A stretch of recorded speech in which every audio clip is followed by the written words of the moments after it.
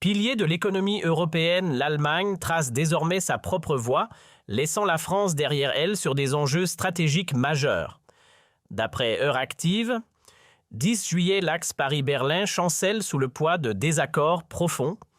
Politique énergétique, industrie automobile, rigueur budgétaire, coopération militaire et la mystérieuse pump, tandis que Friedrich Merz concentre ses efforts sur les priorités germaniques.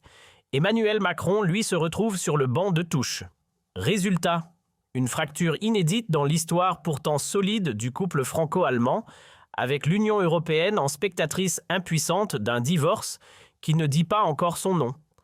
La France tiraillée entre le Rassemblement national RN et les barrières médiatiques érigées par les élites, observe ce schisme avec un mélange de choc de frustration et d'incrédulité. Macron, soutenu par des médias complices comme BFM TV et France 2, invoque la solidarité européenne et la nécessité d'un front uni, mais sa posture révèle une vulnérabilité criante. Pourquoi l'Allemagne lâche-t-elle la France? Pourquoi Macron est-il si fragile face à cette fracture? Et qu'est-ce que cela signifie pour l'économie française, l'Union européenne et les relations internationales? Plongeons dans cette crise explosive en décortiquant chaque élément pour révéler la vérité. Commençons par le front de l'énergie où les divergences entre la France et l'Allemagne sont explosives. La France, championne du nucléaire, défend cette énergie comme une solution verte pour atteindre les objectifs climatiques de l'Union européenne. Selon Le Monde, 5 juin 2025, la France tire 70% de son électricité du nucléaire, une filière qu'elle juge essentielle pour la stabilité énergétique et la réduction des émissions de dioxyde de carbone. Macron a poussé à Bruxelles pour que le nucléaire soit inclus dans la taxonomie verte de l'Union européenne, une bataille remportée en 2022 mais toujours contestée. L'Allemagne, sous l'impulsion de Merz et des Verts, a fait un choix radicalement différent. Elle a abandonné le nucléaire en 2023, fermant ses dernières centrales et misant tout sur le solaire et l'éolien. Selon Deutsche Welle, 15 juillet 2025, l'Allemagne a investi 45 milliards d'euros dans les renouvelables en 2024. Mais cette stratégie entraîne des coûts énergétiques élevés et une dépendance accrue au gaz, notamment russe, malgré les sanctions.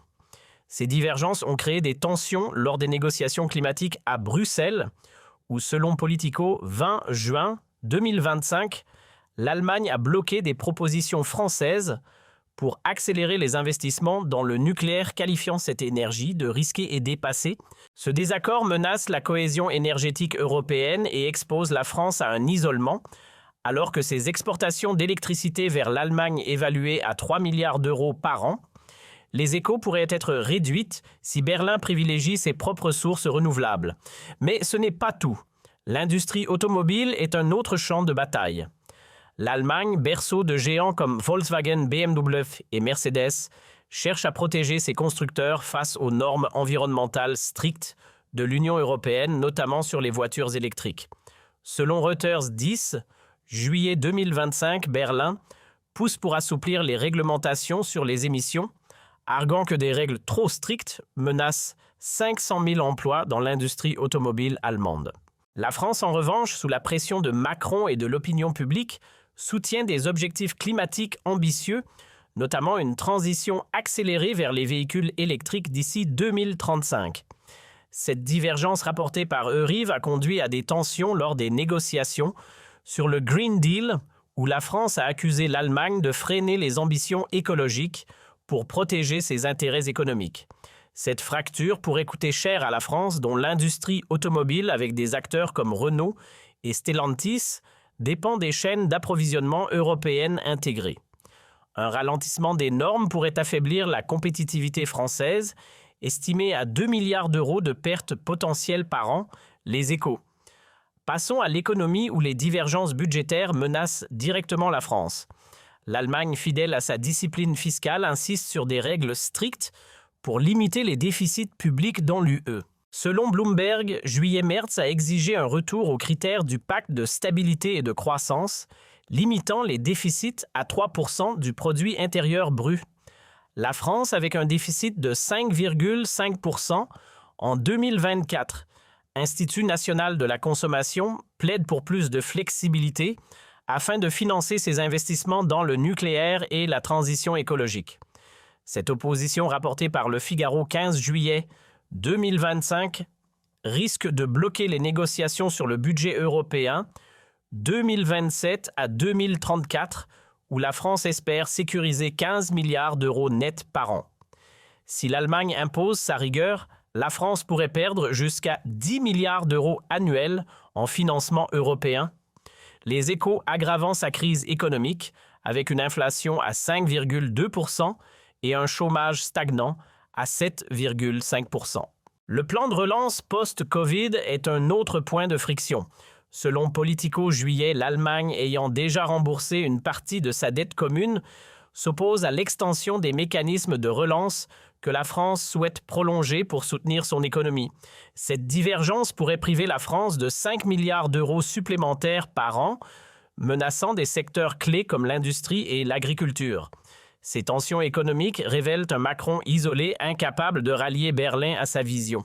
Sur le plan géopolitique, la fracture est tout aussi alarmante. La coopération militaire franco-allemande, essentielle pour des projets comme le char du futur MGCS et l'avion de combat SCAF, est en crise. Selon Defense News 10 juin 2025, des désaccords sur le partage des technologies ont ralenti ces projets et l'Allemagne envisage des partenariats alternatifs avec les États-Unis, ce qui serait un camouflet pour la France. Un tel choix pourrait coûter à l'industrie de défense française, menée par Dassault et Thales, environ 4 milliards d'euros en contrat Les Échos. De plus, les relations avec la Chine divisent.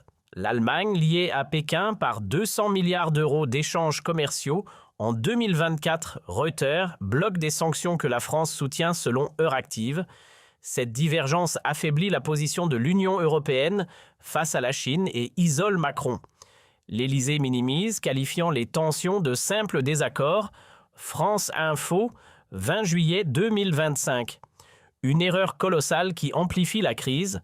Macron joue double jeu libéral en Europe, autoritaire en France, muselant les critiques.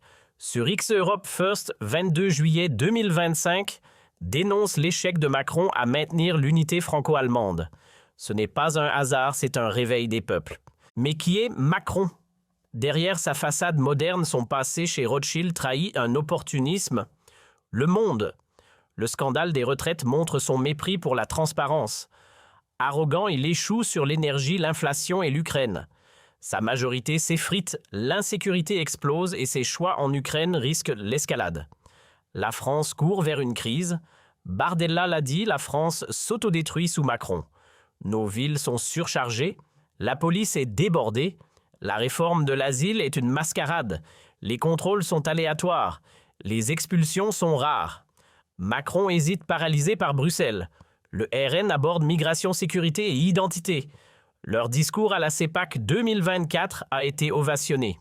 Les tabous tombent et le mur entre la droite et le RN s'effrite. Les Français veulent de la stabilité. Le RN répond présent. La France a besoin d'un virage, sécuriser les frontières, expulser les illégaux, couper les aides aux sans-papiers.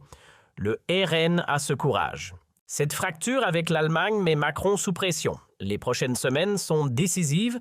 Que pensez-vous? Partagez, débattez, abonnez-vous, car nous révélons la vérité chaque jour sans censure.